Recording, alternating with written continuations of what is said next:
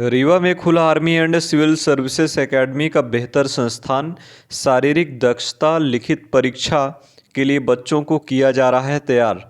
खबर मध्य प्रदेश के रीवा जिले से है, जहां आर्मी से रिटायर्ड जूनियर कमीशन ऑफिसर एवं स्पोर्ट्समैन रमेश तिवारी द्वारा 9वीं वाहिनी विशेष सशस्त्र बल रीवा में शारीरिक दक्षता एवं लिखित परीक्षा की तैयारी के लिए learning centre Army and Civil Services Academy का बेहतर संस्थान खोला गया है, जहां MP police, MP SI, SSC, CISF, BSF, Delhi police, army, navy, air force, MP forest, NDA व एसएसबी का कोर्स कराया जाता है। इस संस्थान में पुलिस परिवार 9वीं वाहिनी के बच्चों को निःशुल्क एजुकेशन व ट्रेनिंग दी जाती है, जबकि बाहर से आए हुए बच्चों को न्यूनतम फीस पर प्रशिक्षण दिया जाता है। इस संस्थान से प्रशिक्षण लेकर 200 से अधिक बच्चे सेलेक्ट होकर पुलिस व डिफेंस के कई विभागों में अपनी सेवाएं दे रहे हैं।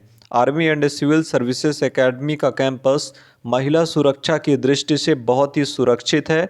इस संस्थान के डायरेक्टर रमेश तिवारी आर्मी में सेवाएं देते हुए senior national federation cup Ranchi में गोल्ड मेडल हासिल कर चुके हैं। यहाँ पे सर्विसेज ही बहुत शानदार तरीके से है। यहाँ फिजिकल के साथ शारीरिक दक्षता और लिखित परीक्षा की तैयारी यहाँ कराई जाती है। और ये यशफ माननीय कमांडेंट सर के मतलब मार्गदर्शन में यहाँ पे फ्री ऑफ कास्ट यहाँ के बच्चों को तैयारी कराई जाती है। बाहर के भी बच्चे आके यहाँ तैयारी कर सकते हैं। साथ में सबसे बड़ी बात यह है कि एक ही कैंपस के अंदर यहीं पे ग्राउंड है, यहीं पे जिम है, यहीं पे साथ में कोचिंग सेंटर है। और सबसे बड़ी सुविधा ये है कि जो आजकल रीवा में बहुत सारी परेशानियों का सामना बच्चों और बच्चियों को करना हो रहा है कि साइकिल चोरी हो जा रही, गाड़ी चोरी जा रही है, कोचिंग के नीचे गाड़ी साइकिल खड़ी कर देते हैं, टेंशन रहता है कि मेरी गाड़ी तो नहीं चोरी हो गई, मेरी साइकिल, उनका ध्यान जो इधर उधर डिस्टर्ब होता है, उसके अकॉर्डिंग मैंने ये प्लान माननीय कमांडेंट सर से अनुरोध किया हूँ कि यहाँ पे अगर ऐसी सुविधा हो जाए तो कमांडेंट सर ने मान गए हैं और यहाँ पे फिजिकल की तैयारी और रिटर्न की तैयारी करने के लिए दे दी है।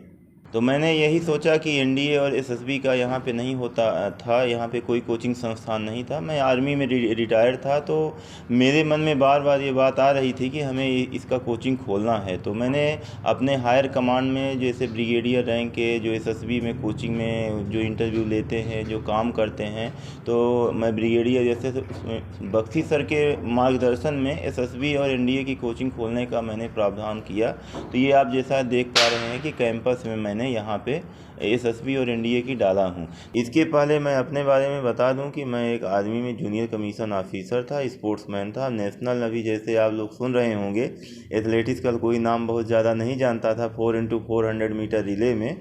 तो मेरा open national, senior open national 2006 में आर्मी की तरफ से मेरा सिल्वर मेडल है, और senior national federation cup 2010 Ranchi में मेरा गोल्ड मेडल है। मैं आर्मी में जूनियर कमीशन ऑफिसर था, एनआईएस किया। एनआईएस करने के बाद अभी फ़िलहाल मैं पदस्थ हूँ यहाँ खेल युवा कल्याण विभाग में, यहाँ खेलो इंडिया स्मॉल सेंटर का कोच हूँ। तो मेरा शौक़ है कि ज़्यादा से ज़्यादा बच्चे देश के, अपने रीवा शहर के युवा हैं जो बहुत ज़्यादा इस समय मतलब कि नशे की हालत में, कोरेक्स की हालत में जा रहे हैं, उनको ज़्यादा से ज़्यादा रोज़गार दिलाने का हमारा संकल्प है। यही हमारी भारत माता की सेवा होगी अगर यहाँ से ज़्यादा बच्चे सफल होंगे। मैं अपनी अचीवमेंट के बारे में बात करूं तो पिछला 2022 में जो रिज़ल्ट आया था एमपी पुलिस फिजिकल में, तो हमारे 29 बच्चों का सिलेक्शन हुआ था, जिसमें 9 बच्चियां हैं और 20 बच्चे हैं। तो इतने बच्चों का मैंने सिलेक्शन दिया। फिर अभी लेटेस्ट एसएससी जीडी में 5 बच्चे सेलेक्ट हुए। यहाँ तक कि नायक दीपक सिंह जो उसमें गलवान घाटी में शहीद हुए थे देश के अपने, उनकी वाइफ रेखा सिंह भी यहीं से Army and Civil Service Academy से ट्रेनिंग करके उन्होंने भी ओटीए चेन्नई में ट्रेनिंग की और इस समय जम्मू में पदस्थ हैं। और अग्निवीर में 10 से 15 बच्चे हुए। साथ में मैं ये बताऊं कि पिछली जो भर्तियां हुई थी तो करीब ओवरऑल सारे मतलब इतने भी हैं जो भी रोज़गार के अवसर हैं, तो 200 से प्लस बच्चे अभी हमारे यहाँ से रोज़गार प्राप्त कर चुके हैं गवर्नमेंट जॉब में।